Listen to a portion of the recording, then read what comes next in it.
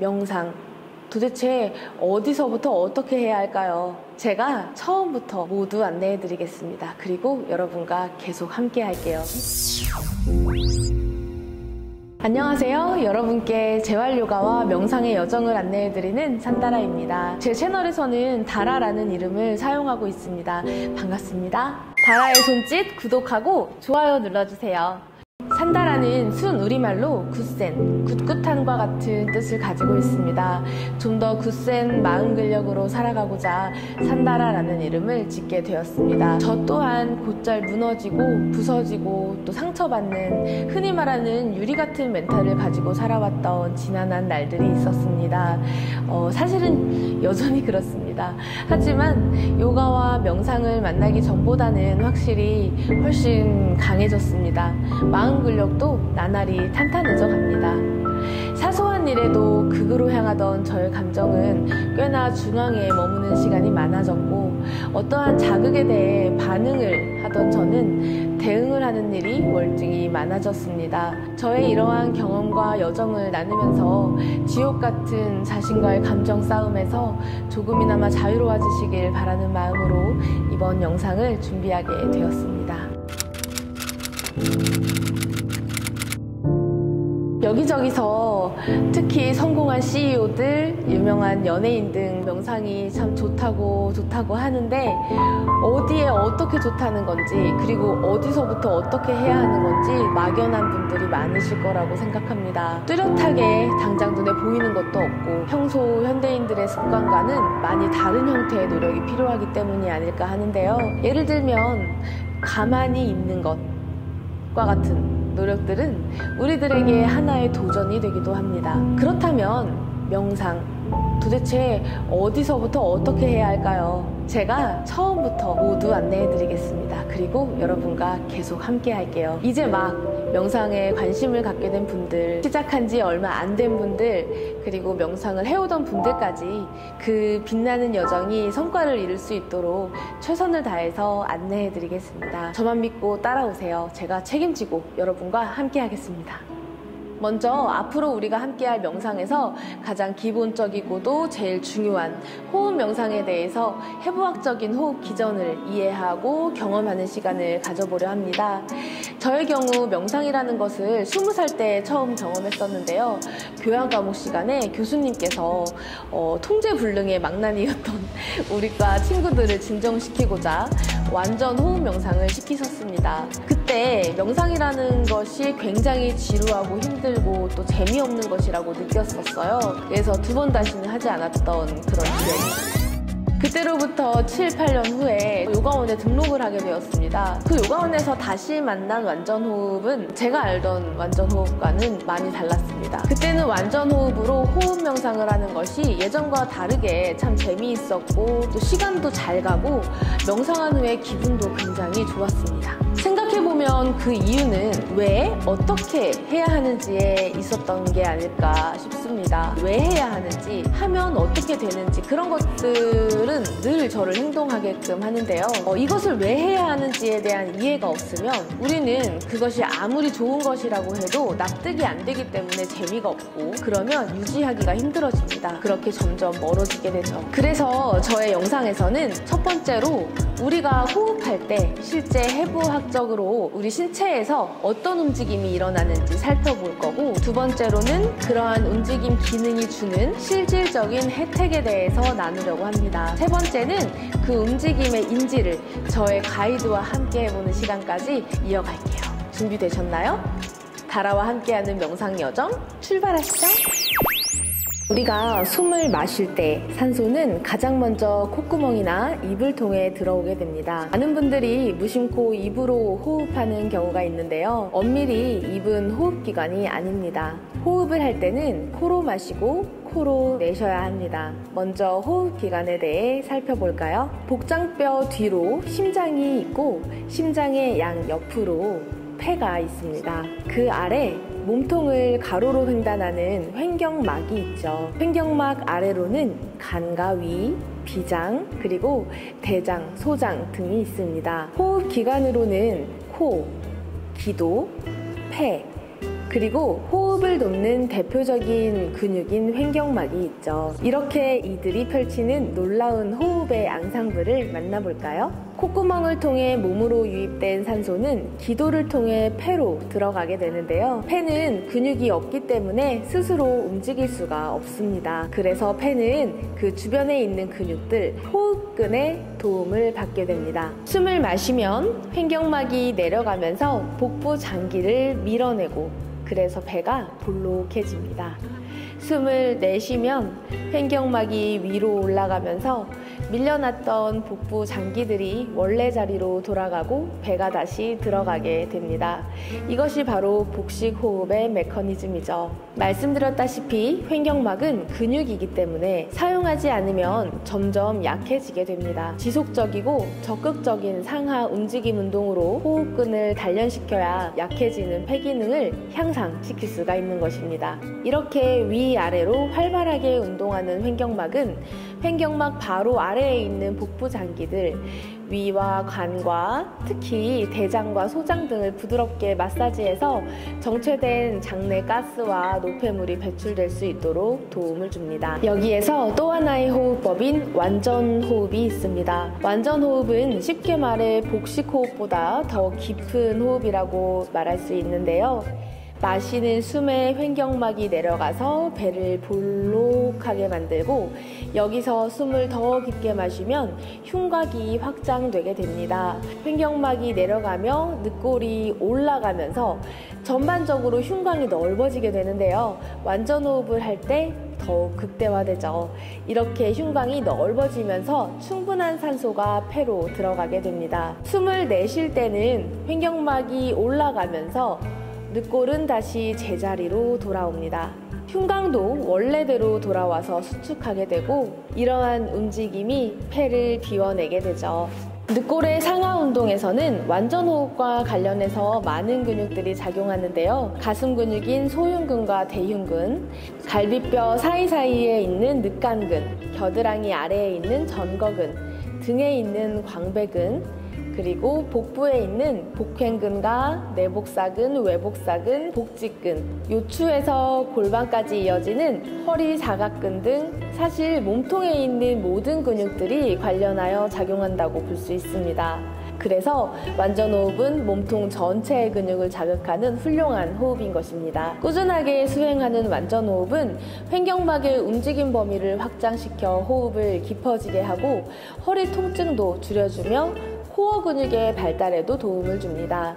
또한 어깨 질환이 있는 분들도 부드럽게 어깨 관련 근육을 마사지할 수 있는 것이 바로 이 완전 호흡인 것이죠.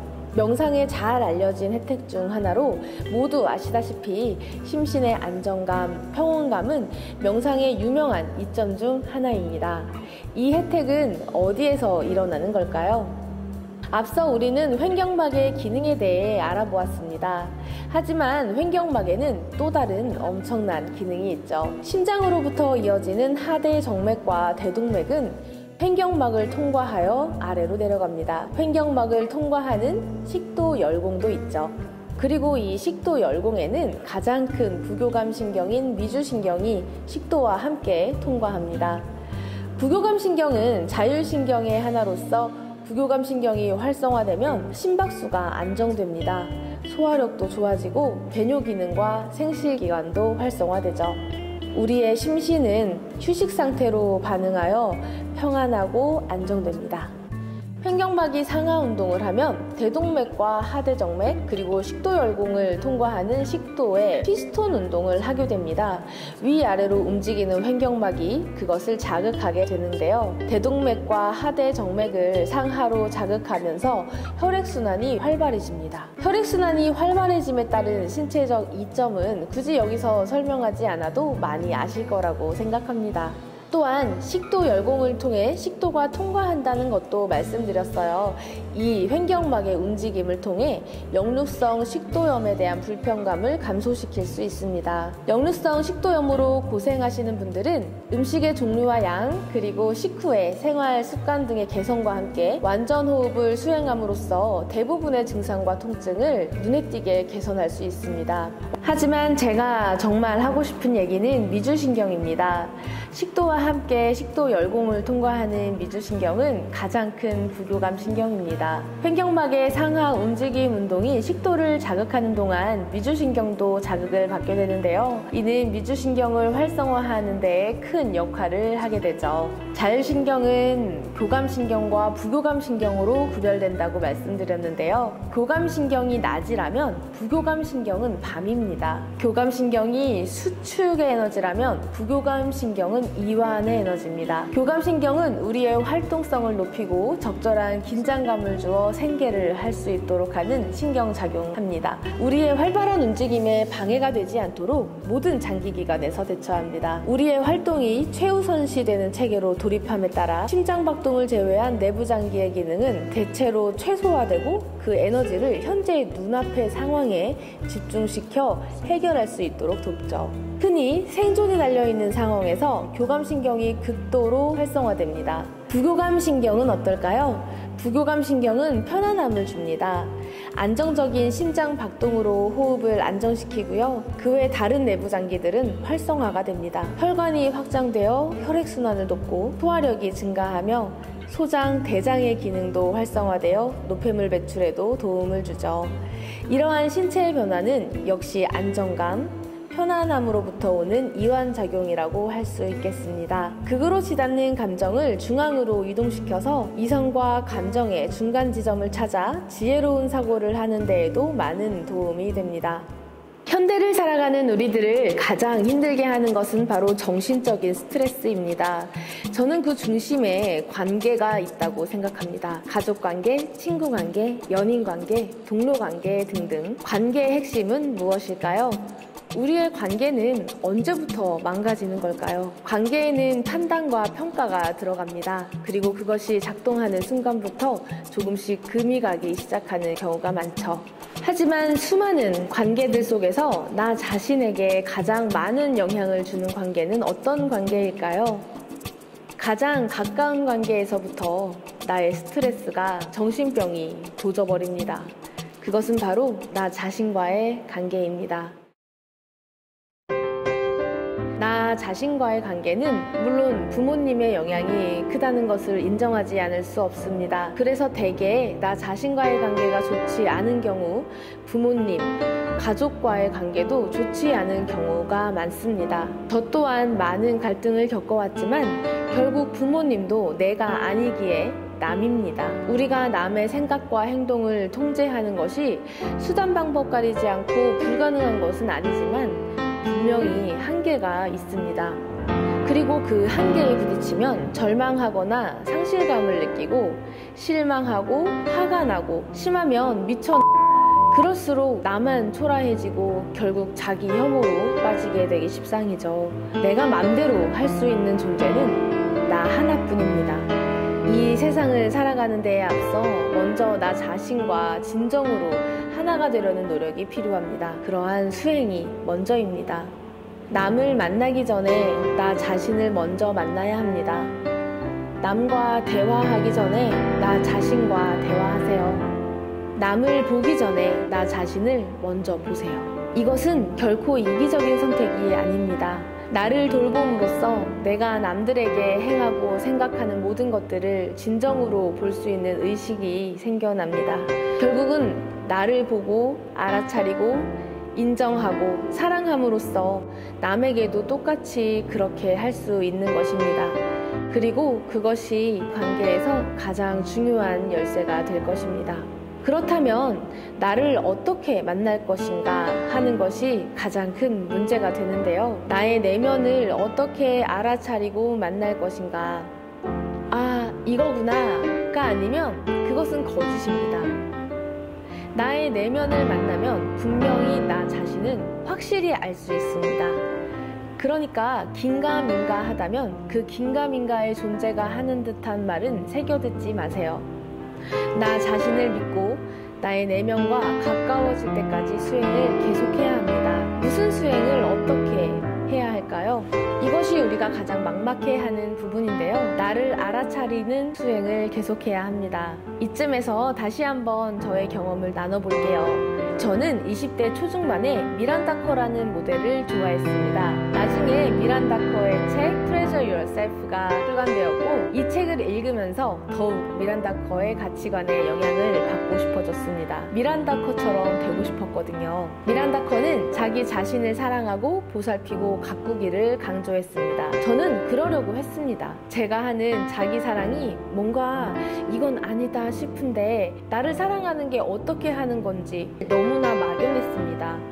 제가 할 수 있는 거라고는 나를 사랑하니까 맛있는 걸 사줘야지, 나를 사랑하니까 비싼 옷을 사줘야지, 나를 사랑하니까 재미있게 놀아야지 정도였습니다. 그렇게 저의 자기 사랑은 흐지부지 되었습니다. 그리고 지금으로부터 10여 년 전 저는 우연히 요가를 하게 되었습니다. 유튜브 영상을 보다가 다운독을 따라하게 되었는데 태어나서 처음 느껴보는 햄스트링의 시원함에 완전히 매료되었습니다. 정말 갑자기 다른 세상에 온 기분이 들었어요. 저는 그날 하루 종일 틈만 나면 다운독을 했습니다. 결국 저는 가장 멋진 요가원을 찾아 등록하게 되었죠. 요가 동작을 하는 과정에서 내 신체 부위에 의식을 집중하며 호흡하는 수련, 올바른 정렬과 호흡과 힘의 방향, 자극이 오는 부위로 호흡을 보낸다고 상상하면서 더욱 호흡에 집중하며 꾸준히 수련을 했습니다. 그 과정 자체가 너무나 행복하고 즐거웠고 제가 배운 것을 친구들과 나누면서 더욱 행복했습니다. 그래서 결국 요가 선생님이 되는 과정까지 밟게. 중요한 것은 정말 처음엔 너무나 막연했던 내면 세계의 문이 어느 날 서서히 열렸다는 것입니다. 이것은 특별한 일이 절대 아닙니다. 누구에게나 수련을 통해 일어날 수 있는 일입니다. 내면에 집중하는 것, 처음엔 막연하기만 할 뿐입니다. 하지만 차근차근 내가 할 수 있는 것부터 한다면 가능합니다. 그것은 저의 경우처럼 먼저 내 몸에, 그것도 자극이 오는 나의 몸 부위에 의식을 집중하는 수련을 계속하는 것입니다. 그 자극은 요가 동작을 수련하며 오는 자극입니다. 요가 수련은 동작 안에서 유지하며 자극을 오롯이 바라보면서 계속해서 호흡을 유지하며 조절하는 수련입니다. 이런 수련의 반복이 우리 자신이 내면과 가까워질 수 있도록 하는 데 큰 도움이 됩니다. 우리 모두가 요가 아사나 수련을 통해서 내면과 가까워지는 길을 찾을 수 있다면 좋겠지만 상황에 따라서 하기 힘든 분들도 계실 거예요. 그리고 다른 운동을 하고 계신 분들도 많이 계실 겁니다. 명상 수련에 집중하면 횡격막의 상하 운동과 그에 따른 신체의 변화에 의식을 집중하는 수련이 도움이 될 것입니다. 그 안에 호흡의 조절도 들어있기 때문이죠. 제가 유튜브 채널을 통해 첫 번째로 여러분과 함께 할 것이 바로 이것입니다. 명상을 통한 이점을 극대화할 수 있는 무조건 되는 명상. 명상을 위한 명상 수련입니다. 이제 이 모든 것을 여러분께 확인시켜드리고 경험시켜드리겠습니다. 다음 영상부터는 본격적으로 명상 수련에 들어가도록 하겠습니다. 금방 돌아올 테니까 조금만 기다려주세요. 손짓 구독하고 좋아요 눌러주세요.